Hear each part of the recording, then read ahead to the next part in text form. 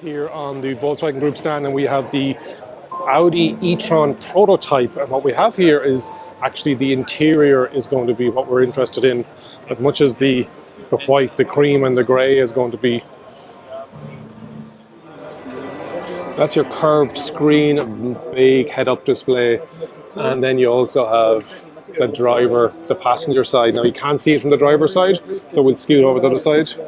So it's the next level up then, and the next way of. And then down around the other side.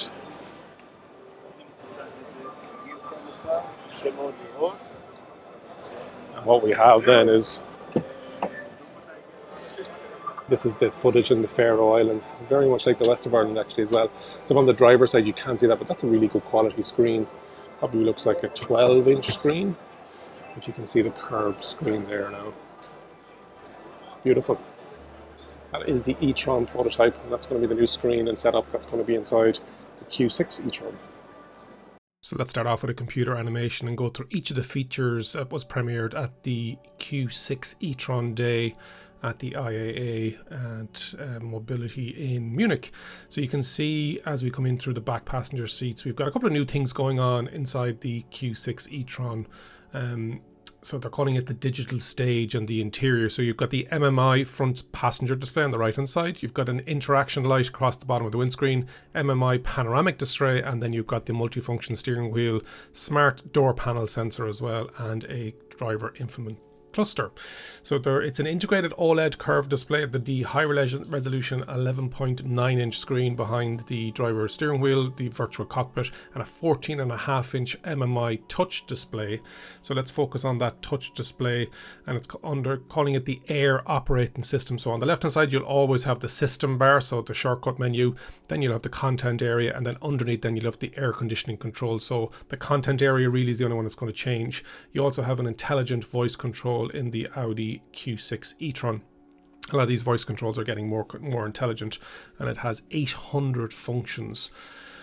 Then we've got the interaction light, and if you're anything about the Volkswagen Group and the ID range from Volkswagen itself, and I've got a video on my own channel where I talk about the ID light and the different functions, so the different colors, the different swipes and switches. So on the Q6 e-tron, when the hazard lights are engaged, you can see the blinkers either side of this light. When it's charging, again very similar to the ID range over in Volkswagen, it shows like a status battery charging bar, and that green line will increase to the right hand side or the left hand side depending on what side your steering wheel is on. Then we also have with the goodbye sequence and the locking sequence, which is a red. There's a lot more that the ID light can do, and have a look at that video. Augmented reality head-up display, when I was looking at it there in Munich, it looked huge, and yes, it is massive. It is 88 inches is what they're calling it, a field of view. So while you're looking out, and we'll zoom out beyond the car to see within the eye box what you're actually seeing, and it's 9 meters by 13 meters of a virtual screen from your seated position. So very helpful for navigation, etc, etc. So lots of tech inside this car, but let's have a bit more look at the different functionality from inside some actual vehicles.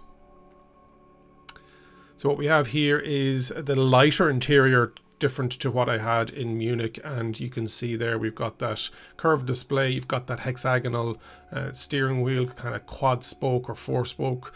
It still has the haptic buttons on it, which some people aren't a fan of, so there are some improvements, some steps forward and some steps back, but overall I think it looks really premium, really Audi, and I really like that steering wheel with that brushed aluminium section in underneath.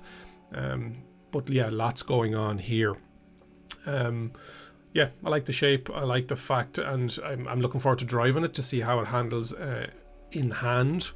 From the back you can see the passenger screen there on the right hand side, and how we're interacting with that curved screen and that OLED. So really vivid colors, really nice, and the fact that it's polarized from the driver, it means that you just won't get that interaction. You can see some of the stitching and the finishing there, so what we've come to expect from Audi products, and the Q6 is no less. Obviously Q6 sitting in between the Q4 and the Q8. Now on the center console we do have some gloss black plastic. I'm not sure if any car designer watches any car review videos, and I think there is 0 people in the world that actually like this gloss black. We'd like a matte finish, whatever color you want, carbon, silver, whatever it may be, just black gloss. It looks nice on day one straight out of the factory, but fingerprints, dust. This is the smart panel, which wasn't on the vehicle that we looked at, and there's the ID light. That smart panel on the door just are some shortcuts. It'd be interesting to see what it actually was going to work like. And you can see on the steering wheel there are some highlighted accents.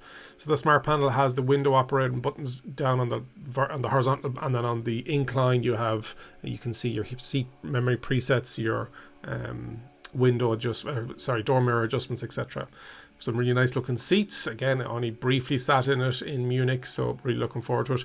And the rear space as well. There is a video coming up on the Q8 coming to my channel in the next couple of days, so keep an eye out for that. And a very adequate space and size.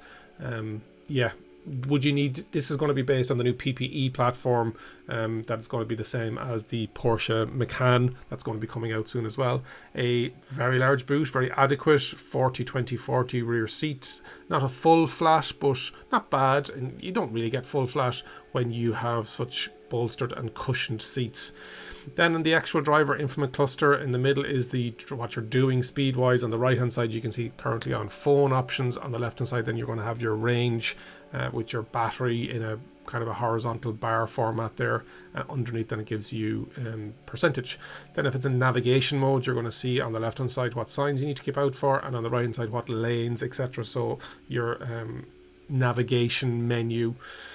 This is a very plain menu, and then you can see the actual car scoots around. Now I'm just wondering, in production, will this be the color of the vehicle that you purchased? Is this always going to be this kind of ghost silhouette that we're going to get, very much like the exterior of the one that we had in Munich? I don't mind it, just something we need to have a little conversation about. So you can see the time, the temperature, and then we're back to the actual media screen with what you're playing on the right hand side, and that range section. So very customizable. The MMI, I liked it. Anytime I've driven any of the electric Audis on the channel, and there is a playlist if you're interested. If you want to go and test drive an Audi, head over to nevo.ie, Ireland's only dedicated electric vehicle platform. I'll put a link in the description if you're interested. Then we've got that large infotainment screen, and you can see that left hand side is the smart panel. On the bottom side, on the bottom is the HVAC, air conditioning, and then you can see we're here in the drive select section, which is balanced, dynamic, comfort, efficiency, and then off-road. So some of the different presets. Then we've got the option to change the lights interior or exterior, so a lot of customization here. And because they're LED matrix on the front and the rear, we'll have a look at an animation now in a second with regards to what that would look like if you wanted to change the rear lighting signature. Some brands are making this a subscription offer. I'm not sure if that's going to be the case with Audi. And so you can see this is sequence number 1 of 8, and so slight differences. Would you notice it on the road? Probably not. Maybe if you're another Audi driver, you may notice the difference in it, but that's the second one. I personally can't see any difference in it myself, but I'm sure there are. And some people like to customize what they're doing, and I think you can do something similar on the front.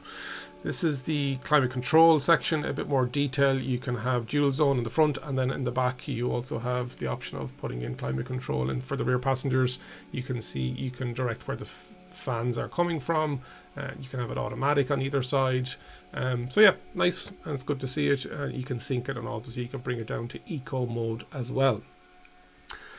So yeah, this is the all new infotainment system. You can see this is the multi-panel display. So on the right hand side you've got your drive selects, your energy in the middle with regards to percentage and range, and then what phone is connected via Bluetooth, and then the smart panel on the left, and along the bottom then you've got your climate control. So there's plenty space and plenty going on, and I like the layout of it. And you can actually set your presets with regards to the charging times, what percentage you want to. You can see here it's set to 80%, which is obviously the recommendation for regular day-to-day driving. But if you do need to go on a longer journey, you can increase that to 100%. That's just to help the battery and to make sure you get the longest possible use out of the battery. You can see Android Auto is on this one.